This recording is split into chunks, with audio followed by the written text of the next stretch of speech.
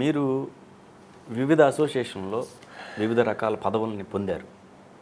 ఇప్పుడు మిమ్మల్ని అడ్డుకునే ప్రయత్నాలు ఏమైనా జరుగుతున్నాయా? నిరంతరం రోజు అదే పని. దీనికి కొంత బేస్ చెప్పాలి మీకు. చలనచిత్ర పరిశ్రమ మొత్తం చెన్నైలో ఉన్నప్పుడు నా తల్లి తెలుగు టెలివిజన్ మీడియం 1983 సంవత్సరంలో ఇక్కడ పుట్టింది. మేము చదువుకుంటూ టెలివిజన్లోకి వెళ్ళాం. చలనచిత్ర పరిశ్రమ నుంచి సబ్సిడీస్ కోసం, ఇంకో దరిద్రం కోసమో, ప్రేమ కోసమో, ఇక్కడ ఉద్ధరిద్దామను ఒకటో రెండో సీన్లు ఇక్కడ తీసేవారు. తీసినప్పుడు లంచ్ లోపల ఈ డైలాగ్ చెప్పేసి ఆర్టిస్ట్ ఎవడో ఇంకోటి అలాంటి భాషలో మాకు ఇచ్చేవారు. Okay, local talent. మేము మా పేరేంటి ఎప్పుడు లోకల్ టాలెంట్. లోకల్ టాలెంటా, టిఫిన్ అక్కడ ఉంది వెళ్ళు అనగానే బయటికి వెళ్ళి హోటల్లో తినేసి వచ్చేవాడు. నేను నువ్వు ఎంత ఇస్తావు చెప్పు, ఎందుకంటే నేను పని చేస్తున్నా. పనికి డబ్బులు తీసుకుంటేనే విలువ. డబ్బులు ఫ్రీ అండి ఇక్కడ రండి అంటే డెఫినెట్గా ఫస్ట్ విలువ ఉండదు ఈ రోజున సభ్య సమాజం. అది వన్. మేము తెలుగు టెలివిజన్ మీడియంలో ఇలాగ మేము షూట్ చేయడానికి నానా నరక యాతన పడేవాళ్ళం. రాత్రి 12, 1 గంటకు కానీ ప్రపంచం సైలెంట్ అయ్యేది కాదు. కుక్కలు దూరంగా కట్టేసి ఆటోలు రాని ప్లేస్కి వెళ్ళి ఆటోలు దూరంగా ఉన్నప్పుడు అప్పుడు స్టార్ట్ చేసుకునేవాళ్ళం. కింద మ్యాట్లు వేసి కర్టెన్లు వేసి షూటింగ్ చేసి, అంటే డబ్బింగ్ చెప్పడానికి కూడా ఉండేది కాదు. కొండకు చోట డబ్బింగ్లు కూడా అలాగే మేము స్టార్ట్ చేసాం. సో ఇక్కడ ఆర్టిస్టులు, తెలుగు టెలివిజన్ ఆర్టిస్ట్ యూనియన్ వ్యవస్థాపకుల్లో నేను ఒకడిని, కష్టజీవుల్లో నేను ఒకడిని. తెలుగులో మూవీ డబ్బింగ్ యూనియన్ వ్యవస్థాపకుల్లో నేను ఒకడిని, నెంబర్ 3 నేను. ఫిల్మ్ మూవీ ఆర్టిస్ట్ అసోసియేషన్ ఇక్కడ వచ్చినప్పుడు బిగినింగ్ ఉన్న ఆర్టిస్టుల్లో నేను ఆల్రెడీ అప్పుడు పాపులర్ స్టార్. నేను రామగోపాలం డైరెక్టర్ చేసినప్పటికే నేను స్టార్ అని చెప్పాను నేను మీకు. ఎందుకంటే అప్పటికే సినిమా ఇండస్ట్రీ ఇక్కడికి వస్తోంది కొంతమంది వచ్చారు అన్నప్పటికే నాకు ఆల్రెడీ తెలుగు టెలివిజన్ తల్లి వల్ల అద్భుతమైనటువంటి గుర్తింపు ఉంది. అలాగే నేను యాజ్ ఇట్ ఈజ్ నేను జర్నలిస్ట్ని. ఇప్పుడు సినిమా దగ్గరికి వెళ్ళాలనే తాపత్రయంలో సితార అనే పత్రికకి ఈనాడు గ్రూప్లో వాళ్ళు ఒక ఎగ్జామ్ ఈనాడులో కనెక్ట్ చేస్తే 560 మంది రాస్తే ఎగ్జామ్ 2 పాస్ అయ్యాం, నేను వినాయకరావు గారు. ఇంకా కంటిన్యూ అవుతున్నారు. ఆయన బుక్స్ అయితే రాస్తా ఉన్నారు. ఓకే, అంటే ఇక్కడ ఏమీ లేనప్పుడు అన్నీ మేమే చేసుకున్నప్పుడు ఆ యూనియన్స్లో నా మెంబర్షిప్ ఉండేది. తమ్మారెడ్డి భారద్వాజ్ గారు ఒకరోజు ఏరా డైరెక్షన్ చేస్తున్నాంటి, నువ్వు డైరెక్టర్ అసోసియేషన్ మెంబర్ అవ్వాలి కదా, ఇటీ నా జేబులోంచి డబ్బులు లాక్కొని పాండు అని ఆయనకి ఇచ్చి రిసిటీ ఇక్కడికి మెంబర్ అంటే అంత ఓన్ చేసుకున్నారు నన్ను. ఓకే, డబ్బింగ్ యూనియన్లో ఒక సీనియర్గా డిసిప్లినరీ యాక్షన్ కమిటీ చైర్మన్గా ఉండేవాడిని. అది నామినేటెడ్. మూవీ ఆర్టిస్ట్ అసోసియేషన్లో ఫస్ట్ మురళీమోహన్ గారు ఏంటో జూనియర్ ఆర్టిస్టులకు ఇవ్వం మేము అని చిరాకు పడ్డాడు నన్ను ఒకరోజు. సార్ నేను జూనియర్ ఆర్టిస్టు కాదు వచ్చాను. కొంతకాలానికి ఆయన రామానాయుడు స్టూడియోలో మెట్లు దిగుతూ, డబ్బింగ్ థియేటర్ దగ్గర మెట్లు దిగుతూ హాయ్ అని వచ్చి కాగలించుకున్నాడు. ఐఎమ్ సారీ, నువ్వు మెంబర్షిప్ కోసం వస్తే నేను ఇవ్వనాను, నన్ను జూనియర్ ఆర్టిస్ట్ అని నేను అవమానం చేశాను, నాకు అది గుర్తుంది. అప్పటి నుంచి టీవీలో ప్రతి సినిమాలోనూ నువ్వు కనపడుతున్నావు, నేను టీవీలో చూస్తూ ఉంటే ఏ సినిమాకి వెళ్ళినా నువ్వు అనుకుంటున్నావు ఐఎమ్ సారీ, ఓ ఇతను జెంటిల్మెన్ అనుకుని అప్పటి నుంచి ఆయన ఆరాధించడం మొదలెట్టాను. అంటే తప్పు తెలుసుకొని దాన్ని అడ్మిట్ అవ్వటం కూడా ఒక క్వాలిటీ అని అప్పట్లో నమ్మేవాడిని. అలాగా మూవీ ఆర్టిస్ట్ అసోసియేషన్లో కొంతకాలం తర్వాత నేను దర్శకత్వ శాఖలోని ఈసీ మెంబర్గా, మూవీ ఆర్టిస్ట్ అసోసియేషన్లో ఈసీ మెంబర్గా నేను పోటీ చేశాను.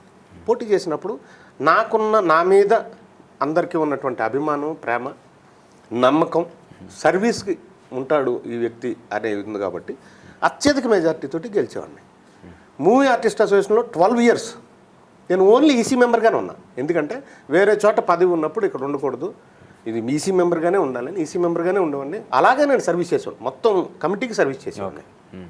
దర్శకుల సంఘంలో ఈసీ మెంబర్గా, ఆ తర్వాత ఆర్గనైజింగ్ సెక్రటరీగా, ఆ తర్వాత ట్రెజరర్గా, అలా నేను పదవులు పెంచుకుంటూ వెళ్ళి ట్రెజరర్గా ఒకసారి నేను యునానిమస్గా కూడా నాకు ఆ యూనియన్ సభ్యులు నాకు ఇచ్చారు.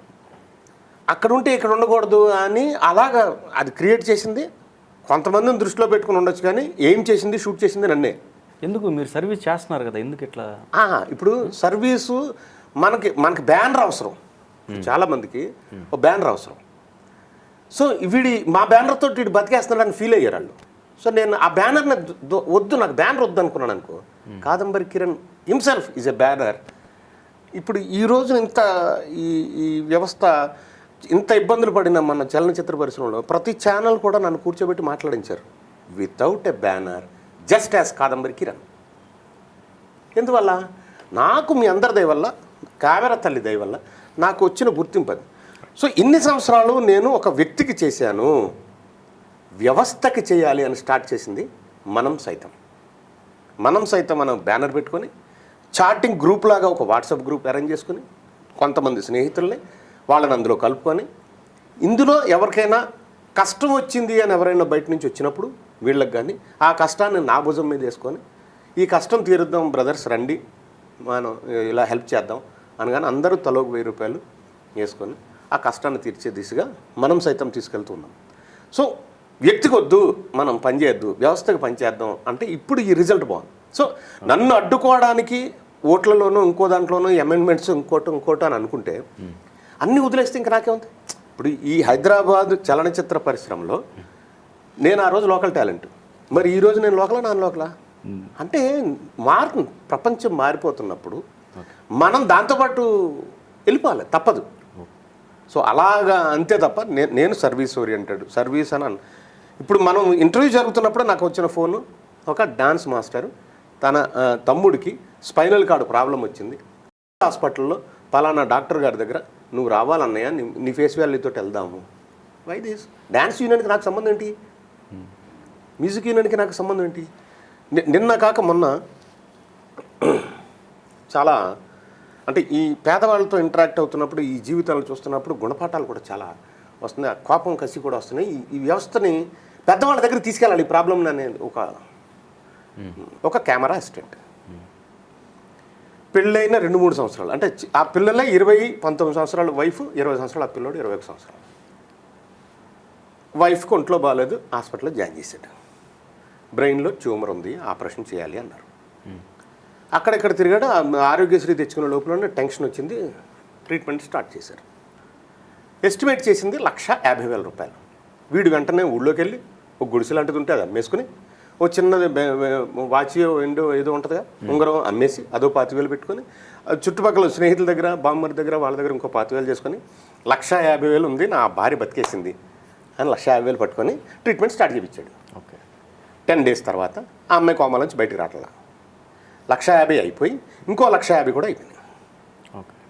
అయిపోయిన తర్వాత ఇప్పుడు ఏం చేయాలి? మనం సైతం, కాదంబరి కిరణ్, ఇమీడియట్గా సురేష్ అని ఒక ఫ్రెండు, వేణు అని ఒక ఫ్రెండు, చిల్లర వేణు, టెక్నీషియన్ సురేష్, సిసిసిని ముగ్గురు ఇమీడియట్గా నా దగ్గరకు వచ్చి, అన్న ఇలా జరుగుతుంది, పోతన వెంకటరమణ ఇలా జరుగుతుందంటే ఇమీడియట్గా నేను హాస్పిటల్కి వెళ్ళిపోయి, సరే మరి సీఎం రిలీఫ్ ఫండ్ ఏదైనా తయారు చేద్దాం, అద్భుతమైన సీఎం ఉన్నాడు, మనకి పేదవాళ్ళని పట్టించుకునేవాడు ఉన్నాడు, తలసాని శ్రీనివాస్ యాదవ్ ఉన్నాడు, కేటీఆర్ ఉన్నాడు, వెళ్ళిపోదాం అని నాకున్న ఫేస్ వాల్యూతో హాస్పిటల్కి వెళ్తే, ఏమ్మా లెటర్లు ఎందుకు ఇవ్వలేదు ఇతనికి? ఇవ్వన్నావు సార్, అది మీకు దండం పెడతాను, పేదోడు, మీరు అలా కోపడకండి, లెటర్ ఇవ్వండి. ఇచ్చారు. ఇమీడియట్గా తీసుకొని తలసాని శ్రీనివాస్ యాదవ్ గారి దగ్గరికి వెళ్ళి, అన్న ఇది ఓకే పెట్టండి. వాళ్ళు వెళ్తే కాదు ఆరోగ్యశ్రీకి వస్తుంది ఇది అన్న. అరే ఆరోగ్యశ్రీకి వస్తుందంట అని మళ్ళీ హాస్పిటల్ పరిగెట్టి, ఆరోగ్యశ్రీ ముందే ఉండాలిగా, ట్రీట్మెంట్ స్టార్ట్ అయిన తర్వాత ఆరోగ్యశ్రీ ఏంటి? వాళ్ళ రూల్ వాళ్ళదే. కానీ నష్టపోతున్నది ఎవరు? ఆ అమ్మాయి కొమ్మ నుంచి బయటికి రావట్లా. ఇప్పుడు 29 రోజులు అయింది. ఓకే. 6,06,000 రూపాయలు బిల్ అయింది. తనకి తెలుసు, ముక్కు మొహం తెలుసున్న ప్రతి చోట అప్పు చేస్తే 3 లక్షల రూపాయలు అప్పుడు కట్టాడు.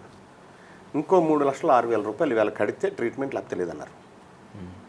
అప్పుడు మళ్ళీ లక్ష్మారెడ్డి గారి దగ్గరికి నేను పరిగెట్టి వాళ్ళ స్టాఫ్ అందరినీ, ఆయన్ని దండాలు పెట్టి కాళ్ళు మొక్కి, ఒక్క మాట మాట్లాడండి సార్, పలానా చోట సార్, ఇది సార్ అని ఫోన్ చేయించి నా ఇన్ఫ్లుయెన్స్ పెట్టి ఆ 3,06,000 రూపాయలు తగ్గించి వాడు కట్టిన దానికి ఓకే చేసి పాపను బయటకు పంపించాం. ఇంటికి వెళ్ళి 6 రోజుల తర్వాత అమ్మాయి చచ్చిపోయింది. అది ఎక్కడ ఇవ్వాలి దీనికి బ్రేక్? 1,50,000 ఎస్టిమేషన్ ఇవ్వటం తప్ప కాదు, కరెక్టే చేశారు. ఈ లెటర్ ఇవ్వకపోవడం తప్ప కాదు, వాళ్ళ వ్యాపారం వాళ్ళదే. మరి వీడు తిరగటం తప్ప కాదు, అడ్డమైన వాడిని కాలు మొక్కాడు వెళ్ళి. వీడిని నమ్ముకొని కాదంబరి కిరణ్ అంటే ఒక సన్నాసి రోడ్డు మీద పడి కాళ్ళ దండం పెట్టాడే, వాడిది తప్ప. అందరూ ఇచ్చారు, ప్రాణం కాపాడలేదు. ముందే చెప్పుంటే వాడు అలా ప్రిపేర్ అవుతాడు కదా. ఈ 3,06,000 కూడా కట్టుంటే వాడి జీవితం ఏంటి? సార్ ఇది మన చుట్టూరు ఉన్న ప్రాబ్లం సార్. ఈ పేదవాళ్ళని పట్టించుకోవాలి. పట్టించుకోకపోతే అదొక నాశనం అయిపోతుంది పాపం, వాళ్ళ జీవితాలు పాడైపోతున్నాయి. ఎన్నో కొన్ని పుంకాలు స్టోరీలు నా చుట్టూరు ఉన్నాయి, నాకు అలా తగులుతున్నారు. అందుకని మనం సైతంలో కంటిన్యూగా దాని మీద కాన్సన్ట్రేట్ చేసి వెళ్తున్నా. ఇప్పుడు నన్ను అడ్డుకోవడానికి ఒక బ్యానర్ అక్కర్లేదు, పేదోడికి సాయం చేయడానికి ఒక పోస్ట్ అక్కర్లా. నాకు దానికి చిరాకు వస్తుంది. ఓకే. కేవలం నువ్వు పనికిరావు అని అన్నారనే ఒకే ఒక సంఘంలో నేను కొంచెం కాదు నేను చేసి వెళ్తాను అని అంటున్నాను, కానీ నాకు అసలు ఇష్టం లేదు, ఆ టైం కూడా లేదు. అట్లా ఉంది నా పరిస్థితి.